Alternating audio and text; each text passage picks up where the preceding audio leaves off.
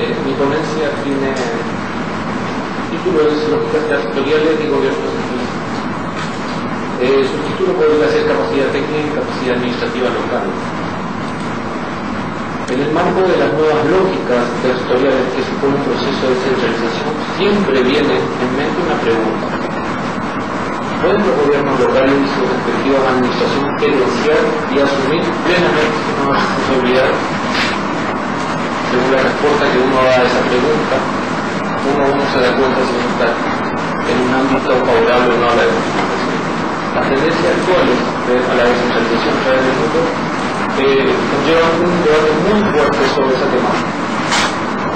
Y por lo tanto, esa temática de la capacidad o no de gerenciar es realmente un círculo. Es un poco la problemática del huevo y de la gallina. ¿Qué viene antes? ¿La capacidad de descentralización o la descentralización? Y esa pregunta es una pregunta fundamental. El presidente Ayala, como rememoraba del documental anterior, planteaba las cosas en esos términos. Realmente la capacidad de gerenciamiento junto con la puesta en marcha del proceso de descentralización. Y eso es realmente un hecho comprobado por las investigaciones a nivel mundial. Por todas partes, en todos los continentes, donde se inicia el proceso de descentralización, que sea en Asia, que sea en Medio Oriente, o en Europa, o en América Latina, cuando se dan procesos de descentralización, los gobiernos locales, cuando se les da una responsabilidad, no solamente los gobiernos locales, sino las sociedades civiles locales se acercan a los desafíos y tratan de participar.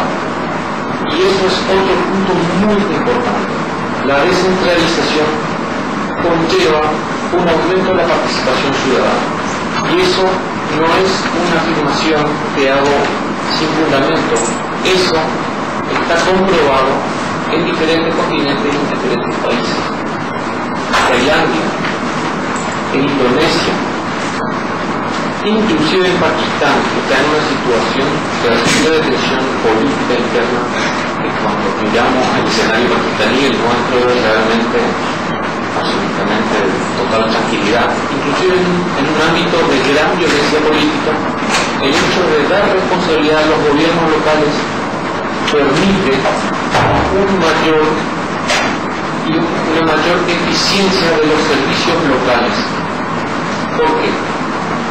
Porque la gente, al ver que hay una responsabilidad y una posibilidad presupuestaria de los gobiernos locales, cuando digo gobiernos locales, pienso en el municipal y en el de la gobernación, la gente se acerca y participan,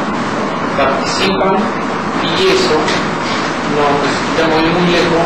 Se da, por ejemplo, en Colombia y en Bolivia, donde la participación ciudadana permite una mejora inclusive de las actuaciones de las autoridades políticas locales. ¿Por qué? Porque el ciudadano se convierte en un contralor y en un ciudadano proactivo. Él viene y pide y entra en relación y en conversación. Eso es uno de los puntos fundamentales del proceso de descentralización, que es una profundización de la democracia,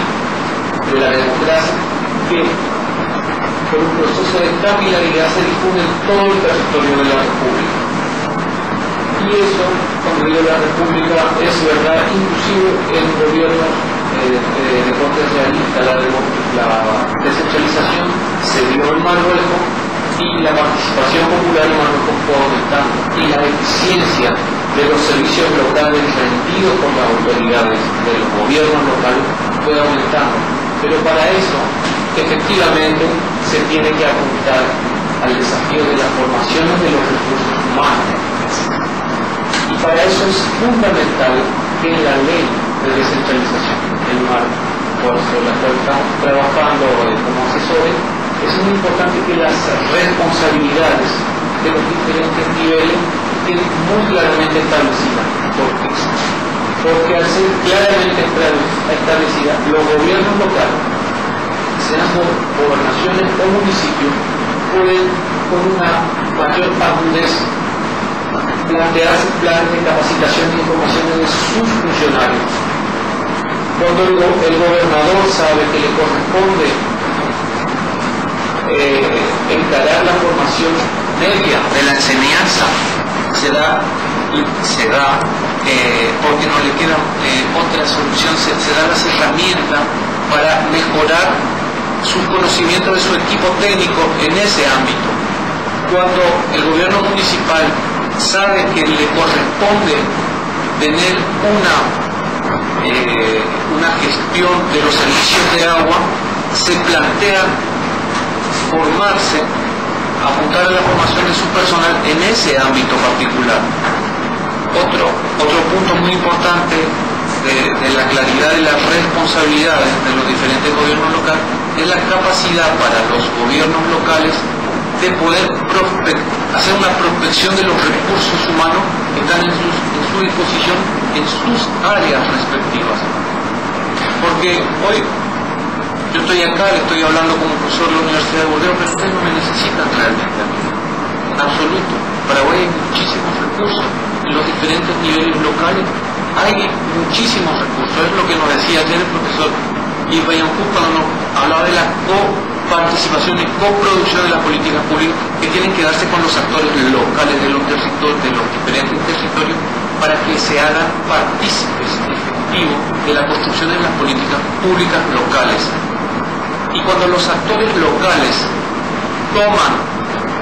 se toman la pena de conversar, de discutir inclusive alrededor de cómo llevamos la política pública del agua o del alcantarillado, y cuando son actores locales, sean técnicos, intelectuales, políticos, que se plantean pero como actores del territorio de Benjamín Acebal, por ejemplo, que son ellos que encuentran la solución a sus problemas. Porque si le viene un recurso humano que tal vez de altísima capacidad, pero que no conoce la realidad específica, el contexto específico del territorio dicho, no apuntamos a soluciones concretas que corresponden a cada territorio, porque lo que permite la descentralización es eso, es tener una fineza en la respuesta, porque el territorio de Benjamín Acebal no tiene la misma problemática del municipio de Limpio, son problemáticas distintas, son contextos distintos, y eso es muy importante de tenerlo a vista. Todo eso le comento porque los actores locales de los territorios, con gobiernos locales con capacidad de acción y de decisión, tienen también desafíos que no les corresponden enfrentarlos solo. ¿A qué apunto cuando digo esto? Nosotros en el proyecto de ley estamos reflexionando sobre una problemática muy importante que es la del asociativismo territorial. Cómo territorios pueden asociarse con autorización legal, no para apuntar a una fusión de municipios, sino para crear un perímetro funcional que permita enfrentar desafíos como es el de la red de agua potable o el de la recolección y del tratamiento de basura. Ideal que realmente para que pueda hacerse de manera eficiente y a un costo interesante necesita ser pensado en términos de economía de escala territorial. ¿Qué significa eso? De recolectar la basura, generar un sistema de recolección y de tratamiento de basura que se repite y se duplica en cada municipio es extremadamente costoso. Tal vez que la organización adecuada es la del asociativismo territorial que permite enfrentar problemáticas de ese índole que son problemáticas de intereses generales y compartidas por territorios que tienen fronteras administrativas, la pueden hacer de manera compartida.